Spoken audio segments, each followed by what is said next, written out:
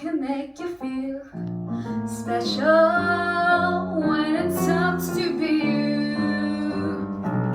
Let me make you feel special for an hour or two.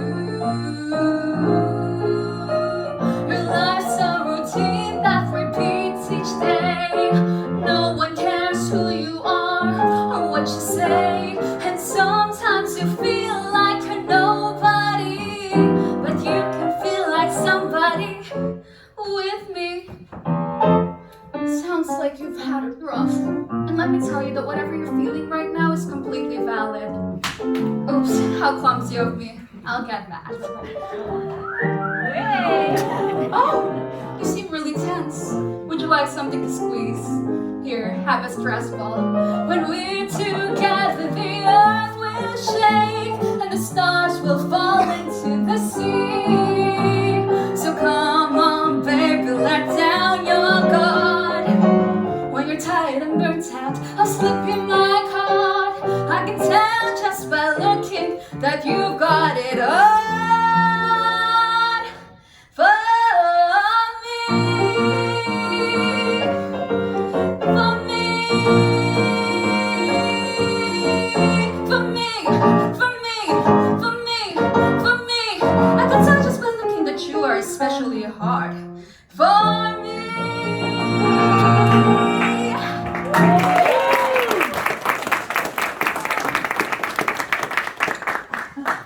Look, I know how hard therapy can be, especially when you're starting out, but I want you to know that this is a safe space, completely confidential. It's difficult to open up sometimes when your feelings are often disregarded by others, but you showed up and that's what matters. You know, back in the Philippines when I was going through a lot, my parents would often complain about me wasting money since they don't think depression and anxiety is real. Naku anak, if you're anxious, just go for a walk. Or why not be more spiritual? You'll be okay as long as you pray the sadness away. I mean, Jesus. You need Jesus. Some masses on Sundays, what you need. More praise the Lord and you'll be free from your head. You won't want to be dead with Jesus. They dragged me out of bed on a Sunday morning to go to church. And when I told them, Mom, Dad, this won't make me feel better, they'll go, then why don't you become more active? You're so lazy. Yoga, you need yoga. More warrior triples, it's the natural high. Your thoughts are clouds and your mind's a sky. You'll transcend. Instead of stabbing your friend with yoga and Jesus, they won't listen to me. Mental illness isn't even real. You're totally attracted the way you feel. Go off of your meds, you're not really sick.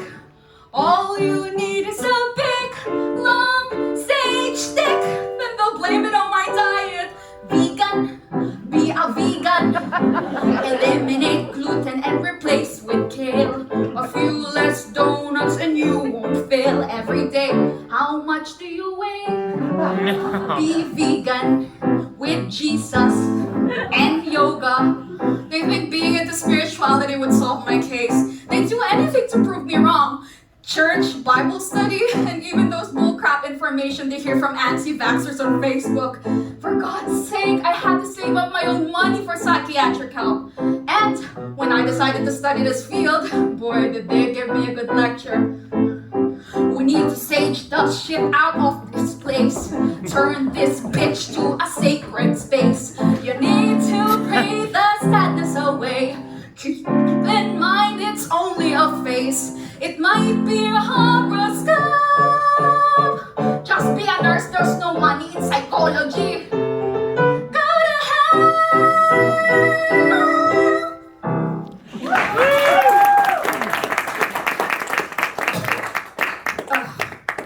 Well, joke's on them. It's a great pay. You listen to people ramble on about their problems, and next thing you know, a few $100s in my account. You tell me that's useless. And it could be worse. I could have been a music major. I mean, how can you pay rent through experience? You gotta capitalize off of your skills. That's what America's all about. And what better place to hustle than in New York? Anyway, I feel like we've been talking about me too much. I should be the one asking you questions.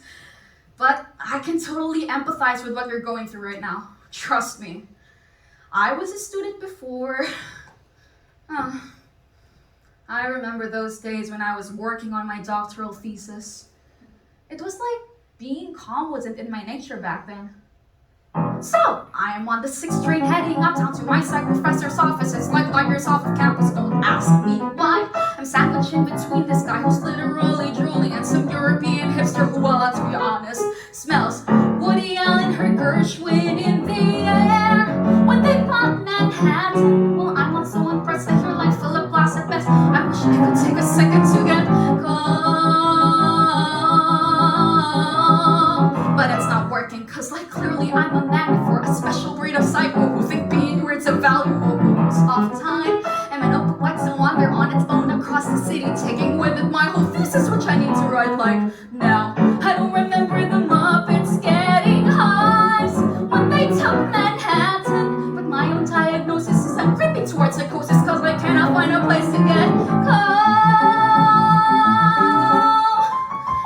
It's really hard, you know. I tried to take up yoga, but you'd be surprised how many folks don't think deodorant is zen. I even saw a life coach who told me I should breathe. Just breathe. But every time I took in a breath, I visualized that life coach is deaf. She's having brunch at Cafe Pierre, and she's choking and choking and choking and choking till finally she's calm. I'm sorry, anyway, I get to my professor's and he sits me down and tells me that my thesis on Virgin you will feel somehow false. I tell him what I'm working on is not so much a thesis, but the fact that she went crazy, and that seems well apropos. My professor just tosses back his head and I try Manhattan.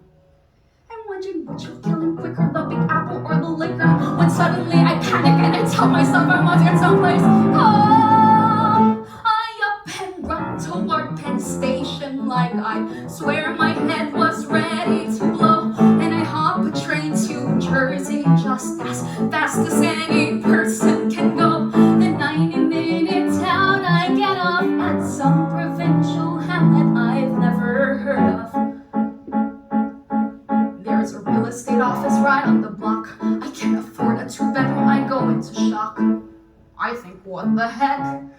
I write a check, cause there's sunlight and closets and laundry, but mostly it's calm,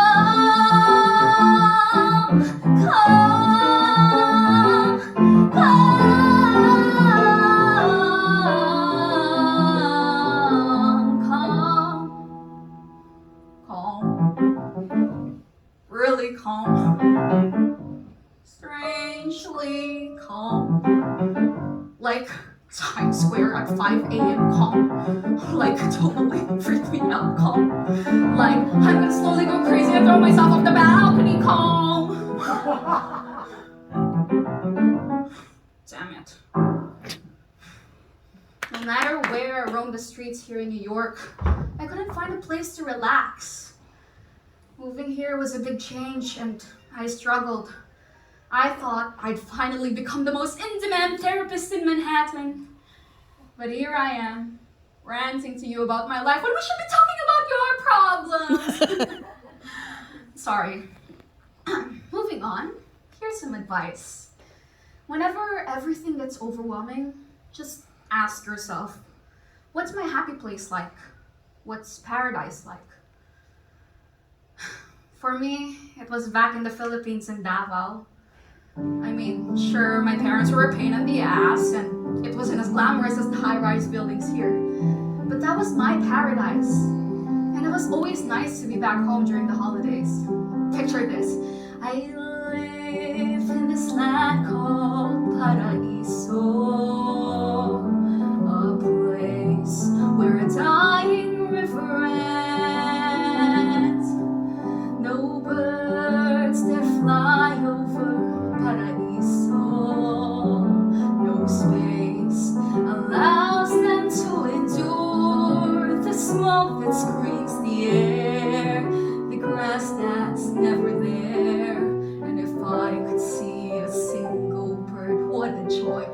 try to write some words and create a simple song to be heard by the rest of the world.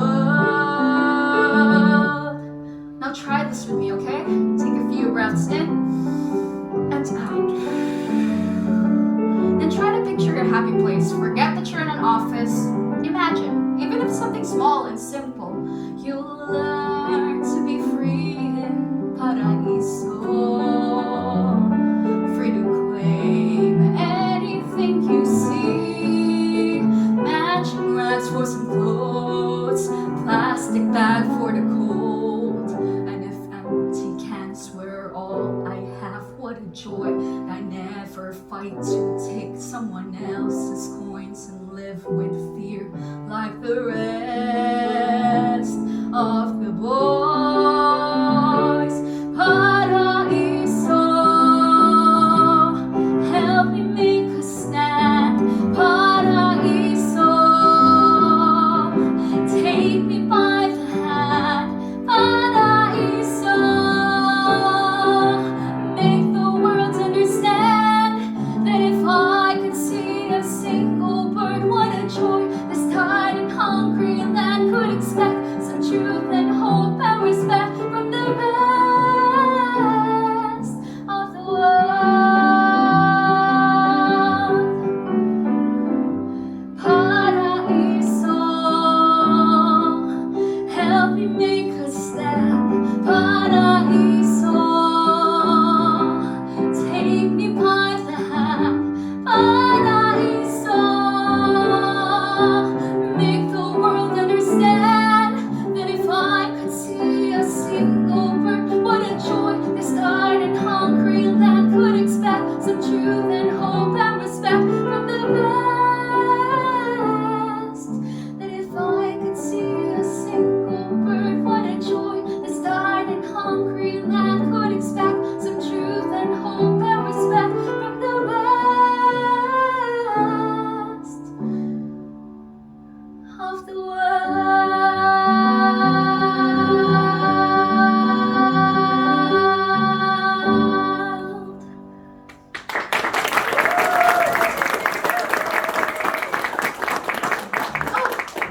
Looks like our time is up. Sorry to cut you off short. Hopefully I get to hear more of you next week. I'll just email you the bill.